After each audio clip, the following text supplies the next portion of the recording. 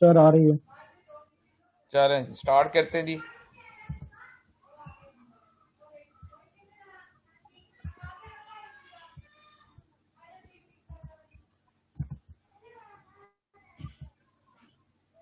Next हमारा बेटा जो टॉपिक है वो एल्डिहाइड्स और कीटोन्स के नाम से है। इसमें हम बेटा डिस्कस करेंगे कार्बोनाइल कंपाउंड्स को। कार्बोनाइल कंपाउंड्स की ये दो टाइप्स हैं। एक को हम नाम देते हैं एल्डिहाइड्स और दूसरे हमारे पास कहलाते हैं कीटोन्स।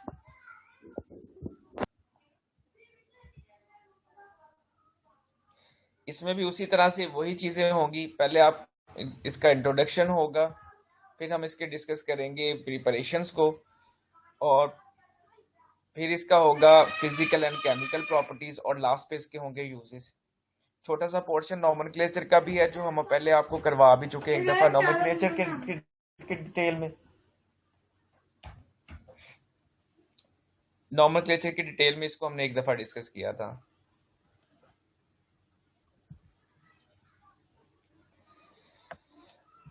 अब कार्बोनाइल कंपाउंड्स होते क्या है? ऐसे ऑर्गेनिक कंपाउंड जिनके अंदर कार्बोनाइल फंक्शनल ग्रुप होता है उसको हम कार्बोनाइल कंपाउंड्स बोलते हैं। कार्बोनाइल फंक्शनल ग्रुप होता है जिसमें हमारे पास कार्बन ऑक्सीजन जो है वो डबल बॉन्ड होगा। ये आपको नजर आ रहा है, कार्बन ऑक्सीजन डबल बॉन्ड। इसको हम कार्बोनाइल ग्रुप बोलते हैं। ऐसे तमाम कंपाउंड जिनके अंदर ये एग्जिस्ट करेगा वो कार्बोनाइल कहलाएंगे। अब यहाँ पे कार्बोनाइल को हमने दो क्लासेस में डिवाइड किया हुआ है। अगर तो कार्बोनाइल कार्बन जो यहाँ पे नजर आ रहा है, इसके दोनों साइडों पे आपको आर ग्रुप नजर आता है, तो इसको हम नाम देते हैं कीटोन्स का। और अगर इसके दोनों साइडों पे आपको एच नजर आता है तो फिर ये कहलाता है एल्डिहाइड्स। तो ये दो क्लासेस को हमने यहाँ पे डिस्कस करना है।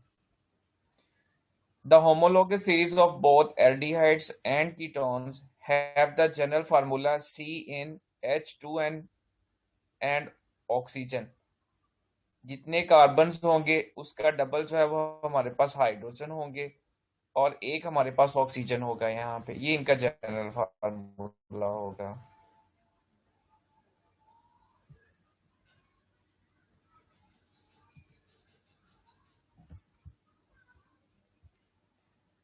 अब एल्डिहाइड्स और कीटोन जो है ये हमें जनरली जो है वो नेचर के अंदर पाए जाते हैं, वहां पे मिलते हैं। The aldehyde is present in most sugars. बहुत सारी जो शुगर्स होती हैं, जो कार्बोहाइड्रेट्स हैं, उसके अंदर एल्डिहाइड्स होते हैं। इसी वजह से उसको हम एल्डो शुगर्स का नाम भी देते हैं। जिसकी कॉमन एग्जांपल जो है वो हमारे पास ग्लूकोज है।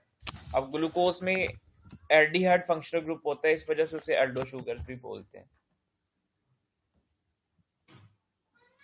दे are principally constitute of a number of essential oil use as fragrants. इसके अलावा ये बहुत सारे इसेंशियल ऑयल्स जो कि एज ए फ्रेगरेंस इस्तेमाल होते हैं उसके ये कॉन्स्टिट्यूएंट्स में शामिल होते हैं, उसके बनाने में ये इस्तेमाल होते हैं। And flavours. Ketone group is present in camphor and menthone. ये दो कंपाउंड है जिसके अंदर एग्जिस्ट बोलते हैं। एक जो है वो मेंथोन पुदीने को बोलते हैं, ठीक है। और कैम्फर के अंदर, कैम्फर एक कंपाउंड होता है जिसकी खुशबू होती है। ये कुछ जानवर होते हैं जिसकी बॉडी में पाया जाता है कैम्फर। मिसाल के तौर पे हिरन है जो उसकी बॉडी में ये कैम्फर पाया जाता है, वो भी कीटोन की एक फॉर्म होती है।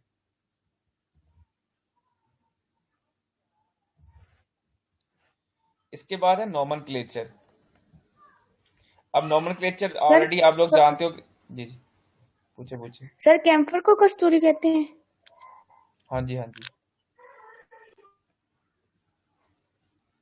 क्या हिस्ट्री है कस्तूरी की, जानते हैं? जी क्या होती है कस्तूरी? सर इतना नहीं पता, सिर्फ प्रोफेस मैंने पढ़ा है, कोई खुशबू वाली कोई चीज होती है शायद। ये बेटा ये ना कुछ खास किस्म के हिरन होते हैं। अब हिरन की बॉडी के अंदर एक वेन होती है जहां पे ये एग्जिस्ट करता है कैम्फर। तो ये हिरन भी बहुत नायाब होता है जहां से इसको एक्सट्रैक्ट करवाते हैं, इस वजह से उसका नाम कस्तूरी है।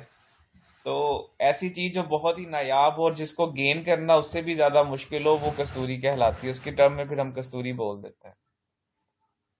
तो ये ठीक है उसकी थोड़ी सर। हिस्ट्री। वो हम कह नहीं देते फिक्रे में कि ये कौन सी कस्तूरी है, तो ये इसी से ड्राइव हुआ हुआ है। अच्छा, नॉमेनक्लेचर बेटा दो तरह का होता है, एक कॉमन नेमिंग है और दूसरी जो है वो ऑलरेडी आप लोग जानते हो आईयूपैक नेमिंग होती है। कॉमन नेमिंग में हमारे पास एल्डिहाइड्स के लिए हम जो कॉमन नेम इस्तेमाल करते हैं वो फर्स्ट मेंबर के लिए फॉर्मेल्डिहाइड का वर्ड इस्तेमाल किया जाता है। अब ये फॉर्मेल्डिहाइड जो है ये ड्राइव किया गया है फॉर्मिका से। फॉर्मिका जो है ये फर्स्ट एसिड होता है, एक कार्बन वाला एसिड, ये एग्जिस्ट करता है। फॉर्मिका जो है वो ग्रीक लेटर है जो कि आंट्स के लिए बोला जाता है। रेड कलर की छोटी छोटी चूंटियां होती हैं, जब ये जिस्म पे काटती है ना तो वहां पे दाना सा बन जाता है। एक तो नॉर्मल चूंटी होती है जो हमें विजिबल होती है, एक बहुत ही छोटे साइज में होती है, तो उसमें की बॉडी में ये एग्जिस्ट करता है फॉर्मिक एसिड। फॉर्मिक एसिड से फिर फॉर्मेल्डिहाइड बनता है उसकी रिडक्शन से, इस वजह से इसे फॉर्मेल्डिहाइड बोलते हैं। एस्टल्डिहाइड, दो कार्बन वाले को एस्टल्डिहाइड बोलते हैं क्योंकि ये दो कार्बन वाले एसिड एस्टिक एसिड से ड्राइव किया गया है। एस्टिक एसिड विनीगर को बोलते हैं। थर्ड नंबर पे हमारे पास आता है प्रोपियन एल्डिहाइड, ये तीन कार्बन वाले एसिड से ड्राइव किया गया है जिसको प्रोपियन नोइक एसिड बोलते हैं। प्रोपियन दो वर्ड का कॉम्बिनेशन है, एक प्रोप और दूसरा नोइका। ये फर्स्ट फैट जो है, पहली फैट जो डिस्कवर हुई थी उसके अंदर ये पाया जाता था एसिड, इस वजह से उसी से इसका नाम बन गया कि जो फर्स्ट फैट में एग्जिस्ट करने वाला एसिड है प्रोपियन, इसका नाम रख दिया गया उसी से। क्योंकि ये सारे के सारे एल्डिहाइड्स हम कार्बोक्सिलिक एसिड की रिडक्शन से हासिल करते हैं, इस वजह से उसके नाम हमने उसी पे ड्राइव किया हुआ।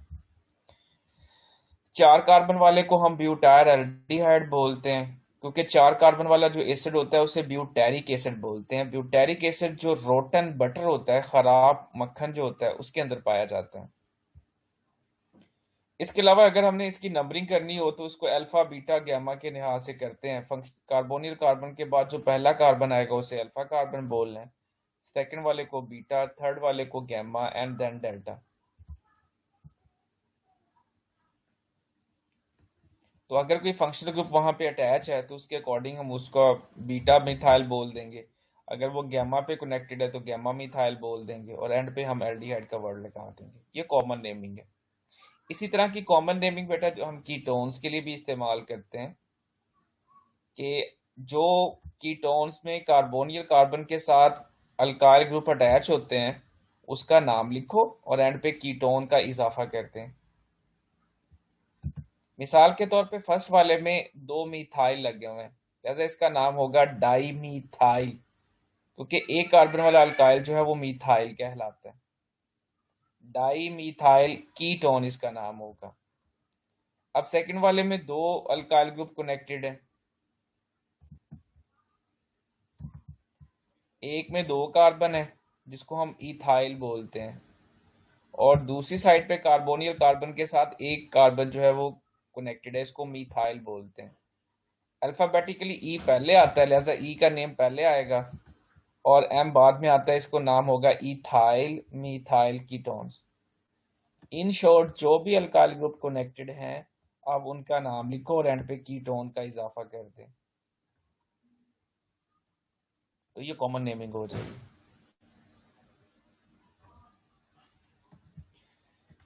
सेकंड आता है IUPAC naming. The IUPAC names of aldehydes are derived from the names of alkanes, ये हम अल्केन्स के नेम से हासिल करते हैं।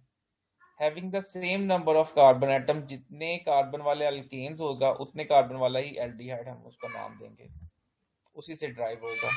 डिफरेंस क्या है? The letter E in the name of alkane is replace with A L.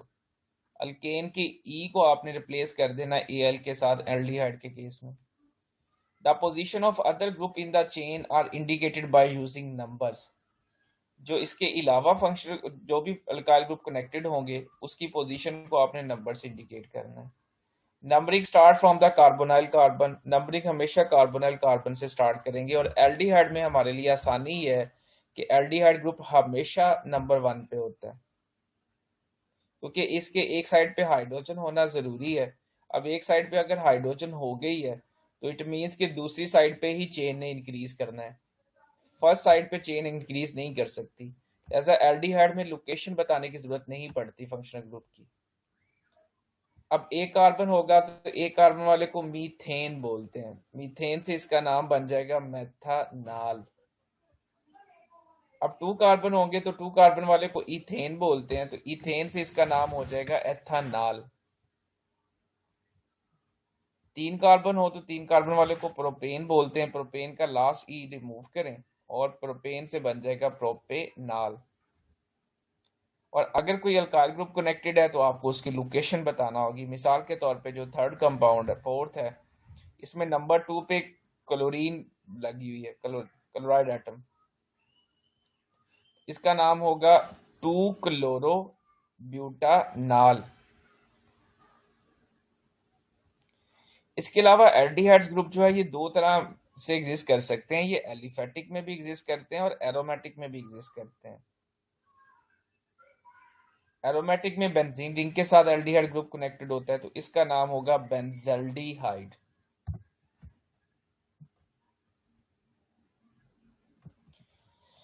इसके बाद आईयूपैक नेमिंग आती है कीटोन्स की। अब कीटोन्स में हमने उसी तरह से लास्ट ई को हटाना है और इस ई की जगह पे हमने ओ एन ई का इजाफा कर देना है। तो अगर इथेन होगा तो एथेनॉन बन जाएगा। अब ये लास्ट ई को हमने हटाया, उसकी जगह पे ओ एन ई जो है वो हमने इजाफा कर देना है।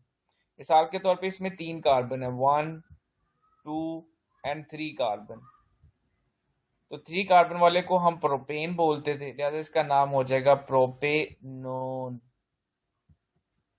लेकिन यहाँ पे चेन लेंथ दोनों साइडों पे बढ़ सकती है, लिहाजा हमें इसमें जो कार्बोनिल कार्बन है उसकी लोकेशन भी बताना पड़ती है। अब प्रोपेनॉन में चूंकि एक ही पॉसिबिलिटी है कि सेकंड पे ही आएगा, लिहाजा इसका कॉमन नेम प्रोपेनॉन ही चलेगा।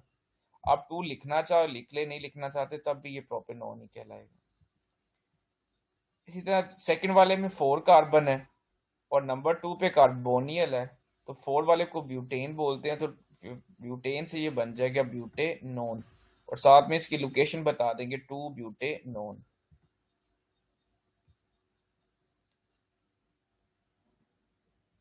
और अगर बेंजीन के ऊपर इथाइल ग्रुप लग जाए, इसके एक साइड पे आप बेंजीन लगा दे तो इसका नाम हो जाएगा एसीटोफिनोन।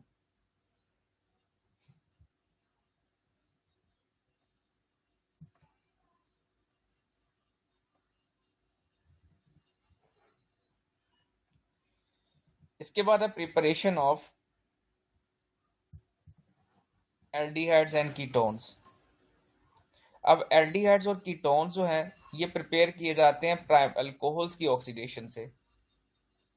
अब इसके लिए जनरल इक्वेशन यहाँ पे लिखी है, ये याद रखिएगा, चाहे एल्डिहाइड्स हो या कीटोन्स हो। तो उसके लिए हमारे पास है कि अल्कोहल्स की जब भी ऑक्सीडेशन होगी तो अल्कोहल की ऑक्सीडेशन से ये कार्बोनाइल कंपाउंड्स में कन्वर्ट हो जाते हैं, और अगर आप कार्बोनाइल कंपाउंड्स की ऑक्सीडेशन कर दें तो ये कार्बोक्सिलिक एसिड में कन्वर्ट हो जाएंगे। ऑक्सीडेशन आप लोग समझते हो कि 4 तरह से इसको डिफाइन कर देते हैं। Addition of oxygen is called oxidation, removal of hydrogen is called oxidation, release of electron is called oxidation, increase in carbon oxygen bonds is called oxidation, decrease in carbon hydrogen bond is called oxidation। ये तमाम oxidation की definition है।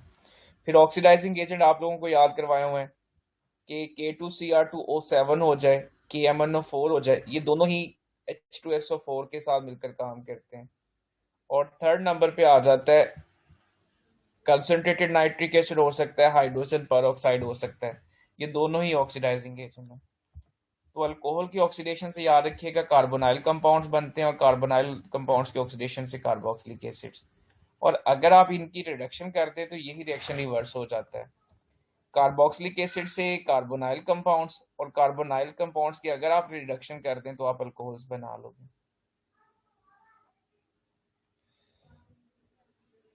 तो एक general trend है कि अब ये याद रखना है, ये एमसीक्यूज भी आ जाता है कि प्राइमरी अल्कोहल्स होंगे तो एल्डिहाइड्स बनेंगे, अगर हमारे पास सेकेंडरी अल्कोहल्स होंगे तो कीटोन्स बनेंगे, और अगर हमारे पास टर्शियरी अल्कोहल्स हों तो टर्शियरी अल्कोहल जो है वो रेजिस्टेंट होते हैं टुवर्ड्स ऑक्सीडेशन।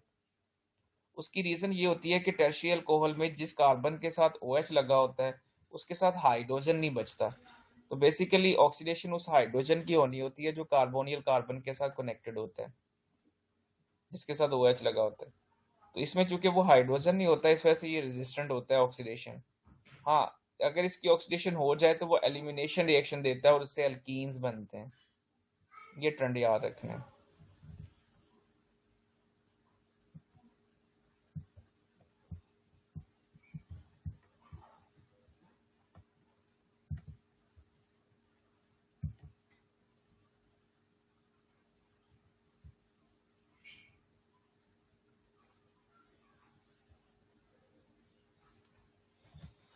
पहले नंबर पे आता है preparation of formaldehyde. First aldehyde जो है इसको प्रिपेयर किया जाता है। इसकी प्रिपरेशन के दो मेथड है, एक लेबोरेटरी में इसको प्रिपेयर करते हैं और सेकंड इसको हम प्रिपेयर करते हैं इंडस्ट्रियल तौर पे। अब लेबोरेटरी में चूंकि हमने एक कार्बन वाला एल्डिहाइड बनाना है तो एक कार्बन वाला ही हमें अल्कोहल चाहिए। अब मेथनॉल बनाना है तो हम मेथनॉल का इस्तेमाल करेंगे। मेथनॉल जो है इसकी हम ऑक्सीडेशन करेंगे। Formaldehyde is prepared in the laboratory by passing a mixture of methyl alcohols vapors, methyl alcohols के वेपर्स लेने एंड एयर, और इसके साथ हमने एयर को मिक्सअप करना है। देन इन दोनों चीजों को हम पास करते हैं ओवर प्लाटिनाइज्ड एस्बेस्टॉस और कॉपर और सिल्वर। तीन तरह के कैटलिस्ट इस्तेमाल हो सकते हैं। प्लाटिनाइज्ड एस्बेस्टॉस, कॉपर इस्तेमाल कर सकते हैं या सिल्वर इस्तेमाल कर सकते हैं at 300 degree Celsius. The resulting mixture is called formalin, और इसके नतीजे में जो मिक्सचर बनेगा उसे हम फॉर्मालिन का नाम देते हैं। ये भी शॉर्ट क्वेश्चन आ जाता है, व्हाट इज फॉर्मालिन।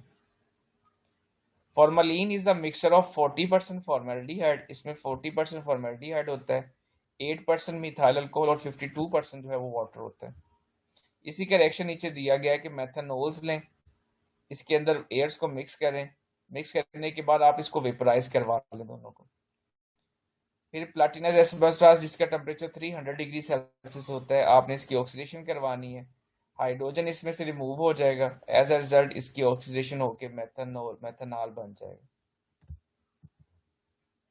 अब इसी का अपरेटस भी यहाँ पे दिखाया गया है कि यहाँ पे एयर जो है उसको हम एंटर कर रहे हैं। ये हमने मेथनॉल लिया हुआ फ्लास्क के अंदर, मेथनॉल की ऑक्सीडेशन होगी, इसको हमने वेपराइज करवाना है। उससे पहले हीट करेंगे वाटर बाथ पे, वेपर्स बनेंगे, साथ में एयर मिक्सअप होगी, तो इसको यहाँ पे प्लाटिनाइज एस्बेस्टॉस जो है उसके ऊपर में से पास करेंगे। जैसे इसमें से पास होगा तो ये आगे जाके जब ये कंडेंस होगा तो ये फॉर्मालिन में कन्वर्ट हो जाएगा। फॉर्मलिन वही मटेरियल है जिसके अंदर हम ऑर्गेनिक मटेरियल, जो ऑर्गेनिक सॉरी बायोलॉजिकल स्पेसिमन जिसके अंदर सेव करते हैं, ये प्रिजर्वेटिव होता है। बायो लैब में जाए ना कहीं पे, वहां पे छोटे छोटे जानवर उन्हें डिब्बों के अंदर प्रिजर्व किए होते हैं, वो बेसिकली फॉर्मलिन का सोल्यूशन होते हैं। या पुराने दौर में जो डेड बॉडीज को प्रिजर्व करते थे, मम्मीज बनाते थे, तो उसके ऊपर भी वो फॉर्मलिन का सोल्यूशन लगाते थे।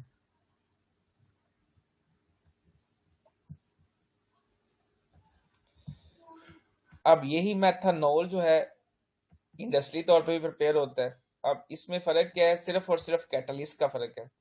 अब पहले वाले में हम प्लाटिनाइज मटेरियल इस्तेमाल करते हैं, प्लाटिनियम जो है वो एक्सपेंसिव मेटल है। ऐसा इंडस्ट्रियल तौर में हमने प्लाटिनियम को रिप्लेस कर देना है आयरन ऑक्साइड के साथ और मोलिब्डेनम ऑक्साइड के साथ। अब ये दोनों ही सस्ते हैं, लेकिन दूसरा फैक्टर ये है कि इसमें हमें टेम्परेचर अब ज़्यादा देना पड़ेगा, हमारी फ्यूल कॉस्ट बढ़ेगी।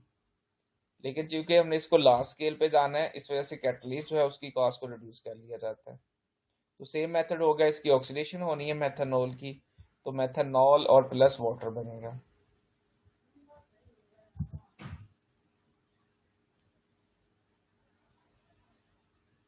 एक कार्बन वाला एल्डिहाइड बनाना था तो हमने मेथनॉल लिया। सेकंड हमारे पास है प्रिपरेशन ऑफ एसिटाल्डिहाइड।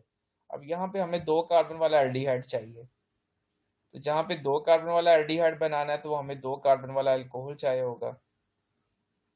तो हम यहाँ पे एथेनॉल लेंगे और इसकी ऑक्सीडेशन करवा देंगे सोडियम डाइक्रोमेट से।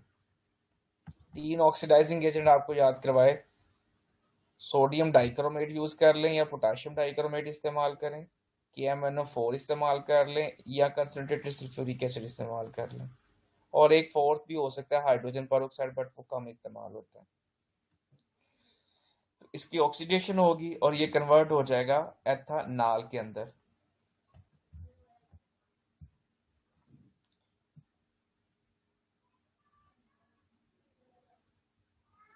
सेकेंडली इसको हम प्रिपेयर कर सकते हैं सॉल्ट ऑफ एसिड से। जो एसिड्स होते हैं, एसिड का जब बेस के साथ रिएक्शन करवाया जाता है तो वो सॉल्ट में कन्वर्ट हो जाते हैं। अब यहाँ पे भी फॉर्मिक एसिड के 2 मॉलिक्यूल्स हमने लिए हैं, दोनों में से हमने एक एक एच रिमूव किया हुआ है। तो बेसिकली यहाँ पे एच है, एच के साथ कार्बन कनेक्टेड है और कार्बन के साथ डबल बॉन्ड ऑक्सीजन है। इस साइड पे हमारे पास O के साथ H था, हमने इसका रिएक्शन करवा दिया कैल्शियम हाइड्रोक्साइड के साथ।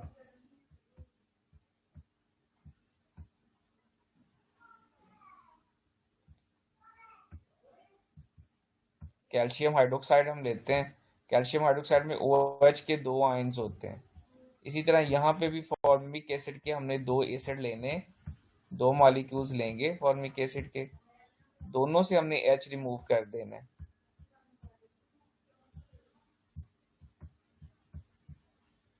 ये दोनों OH रिमूव होंगे और कार्बोक्सिलिक एसिड से दोनों ही H रिमूव होंगे। ये दोनों मिलकर 2 वाटर मॉलिक्यूल बना देंगे, और जहां से एसिड का H रिमूव होता है वहां पे मेटल जाके वो अटैच हो जाती है, तो ये बन जाएगा सॉल्ट ऑफ फॉर्मिक एसिड।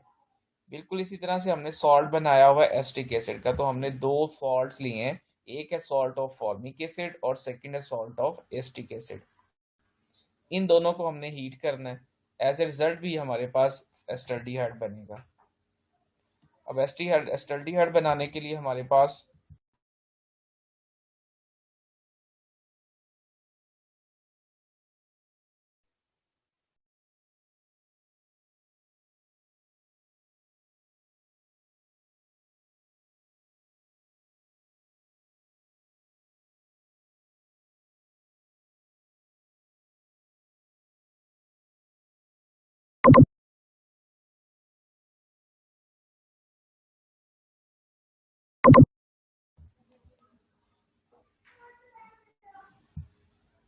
अब यहाँ से हमने ये मॉलिक्यूल रिमूव करना है, एक यहाँ से रिमूव होगा, एक पार्ट जो है वो यहाँ से रिमूव होगा। इन दोनों को हमने ये वाले H जो है ये सप्लाई कर देने हैं। ऐसा 2 मॉलिक्यूल्स हमें मिलेंगे यहाँ पे एसिटल्डिहाइड के। अब बाकी जो चीजें बची हैं उसको आप कंबाइन कर दें, एक कैल्शियम ये पड़ा हुआ है और सेकंड कैल्शियम ये पड़ा हुआ है, 2 कैल्शियम के आयंस बनेंगे, ठीक है। और साथ में ये कार्बन और 2 ऑक्सीजन ये थे, एक ऑक्सीजन यहाँ से मिलेगा, ये 2 मॉलिक्यूल्स बन जाते हैं कैल्शियम कार्बोनेट के। तो एस्टल्डिहाइड बनता है प्लस कैल्शियम कार्बोनेट बनता है। सेकंड टाइम जो है वो हम इसको कर सकते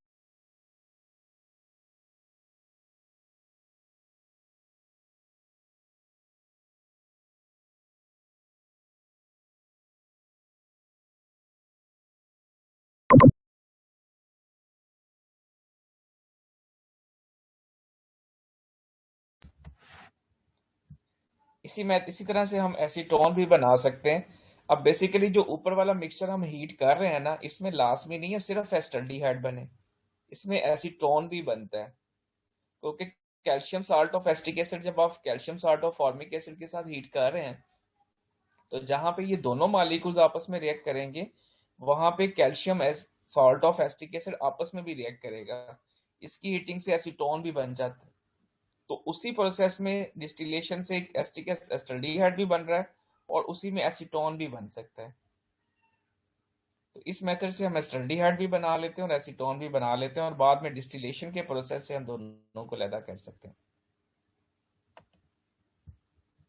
तो ये थी इनकी प्रिपरेशंस कि ये एल्डिहाइड हम बनाते कैसे हैं। तो उसके लिए जनरली मैंने आपको बता दिया कि हमने कार्बो अल्कोहल्स लेने हैं और अल्कोहल्स की हमने ऑक्सीडेशन करवानी है, तो एल्डिहाइड्स और कीटोन्स बनते हैं। और इन्हीं की अगर हम मजीद ऑक्सीडेशन करवा दें तो कार्बोक्सिलिक एसिड भी बना सकते हैं।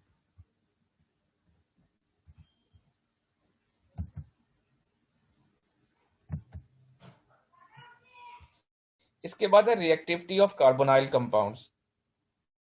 अब carbonyl compounds has a S bond and a pi bond. Carbonyl compounds में दो बॉन्ड है, एक को हम सिग्मा बॉन्ड बोलते हैं और दूसरे को पाई बॉन्ड। जहां पे डबल बॉन्ड आता है वहां पे एडिशन की एबिलिटी होती है, thus it can undergo addition reaction. Most reagents react with carbonyl compound by adding to it. As oxygen is more electronegative, it tends to attract the pi electrons to itself. Oxygen पे partial negative आएगा और कार्बोनियल पे partial positive. लिहाजा जब इसे reagent के साथ react करेंगे तो नेगेटिव चीज पॉजिटिव को अट्रैक्ट करेगी और पॉजिटिव चीज नेगेटिव को। लिहाजा इसके अंदर न्यूक्लियोफिलिक एडिशन रिएक्शन होगा, ऑक्सीजन को H मिलेगा और कार्बन को न्यूक्लियोफाइल ऐसे। न्यूक्लियोफाइल कार्बन के पास और ऑक्सीजन के पास H, हमेशा यही प्रोडक्ट बनेगी, चाहे आप एसिड के साथ रिएक्शन करवा लें चाहे आप बेस के साथ रिएक्शन करवा लें। हो दोनों तरीकों से सकता है, एसिड के साथ भी हो सकता है और